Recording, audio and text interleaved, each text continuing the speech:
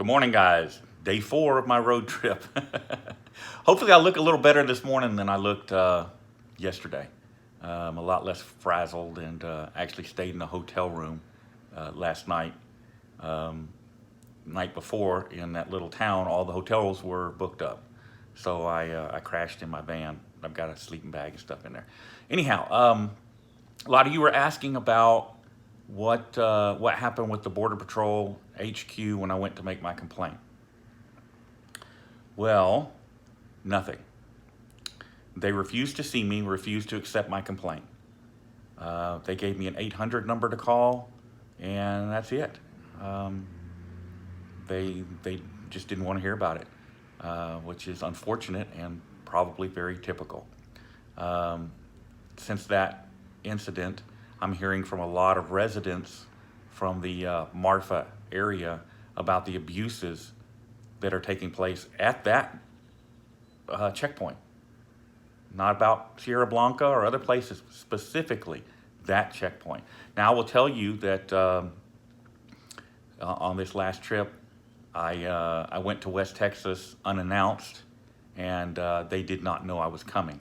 I'm not going to say here how I got by the license plate scanners and stuff without them knowing, but I went to El Paso and they did not know I was there until I started videoing. Once that happened, and it's the reason that I moved so far from El Paso after I started again, was I knew what would happen. And it did happen. I have friends that work in law enforcement out here, CBP, which is Customs and Border Protection. I have a friend in El Paso that has provided me the email that CBP put out on me after that little incident at the bridge. I have other friends that work in law enforcement out this way that provide me information on a regular basis. So after I left El Paso that evening, they put out an alert for all of West Texas to let them know that I was out here. Now that's crazy to me because I don't break the law. All I do is stop and video places, all right? And they feel the need to alert every law enforcement agency in West Texas that I'm in the area because of that. You know, it seems to me they're warning the bad cops to be on the lookout, okay? And instead of putting out training saying, hey, you know, these guys can film from public property. Respect their right to do that. How hard is that? And if they do that, then what am I going to do? There's nothing to video. I mean, I'm just going to get video of the area and then I'll be gone. You know, it's not that difficult. But, you know, they got to protect the bad cops. You know, and it's sad and it's part of the problem. But anyhow, I am headed back towards home and might make a few stops along the way, but there are some Border Patrol checkpoints in my path, and according to that lieutenant in Marfa, oh, by the way, guys, I have reviewed some of the video, and it is bad. I'll start putting it out when I get a minute. Okay, just understand I'm on the road. I will get the video out next week so you guys can see it. I've already sent it over to my attorney for review, what I have. There may be some more video. Without giving too much information, a lot of you were saying that I need to get a car system. Okay, I do have a system in my car that videos different points in the interior of the car. It has a cellular link and it uploads to a website, but I can't access it while I'm on the road. I need my mainframe computer to get to it.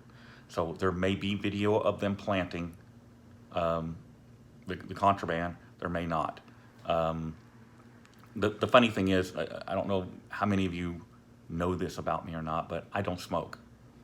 And I don't do any kind of drugs. So the ashtray in my vehicle, and I'll actually get a little video and put together for you guys to see. The ashtray in my vehicle is not where the ashtray goes. I removed it because I don't use it. and it's thrown in a console somewhere. Just, you know, I probably should just throw it away because I'll never use it. So that's where they found the contraband. They put the ashtray back in place and placed the contraband there. So I don't know. Anyhow, I'm getting off topic here. I've just woke up. I just had a shower, and I got to get on the road.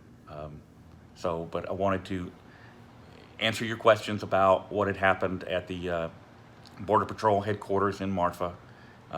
Basically nothing. They didn't want to hear it. They didn't want to talk to me. That whole district down there, as far as I'm concerned, there is some issues with leadership there. You know, think about corporate America. Okay, if you have an issue with an employee and a citizen, a customer, don't you want to know about that? Don't you want to get that resolved, fix the problem, so that it doesn't affect other customers and give you a bad reputation? It's the same thing with the Border Patrol. Now, there's a lot more to this story than you're getting right now. I met with the public affairs officer at the headquarters before this incident occurred. And I actually praised to him the Border Patrol interactions that I've had. They've been doing pretty good, okay? But all it takes is that one crooked cop to screw it all up. So, had the HQ spoken to me and met with me, you know, I would have a whole different opinion of that district out there and that area. But the fact that they're going to bury their head in the sand, we've seen this before, it does not bode well for them. It does not speak well of them. And it's not about taking sides. I'm not asking them to side with me. I'm asking them to hear my concerns face to face, one-on-one, or 5-on-1, however many people they got in management out there, and address the issues if they believe they're valid. Address my concerns if they believe they're valid. Fix the problem. Okay? I don't know. All right, I got to get going. It's going to be a long drive back. And if I am targeted as they said I was, then the checkpoints are going to be really interesting. I've got 2 of them I've got to go through. So I will say that any goodwill I had towards the Border Patrol and the niceness that I normally display isn't going to be displayed today. It's unfortunate, but if they're targeting me, well, I'm sorry, but Mr. Friendly has left the building. Guys, I'll see you again soon.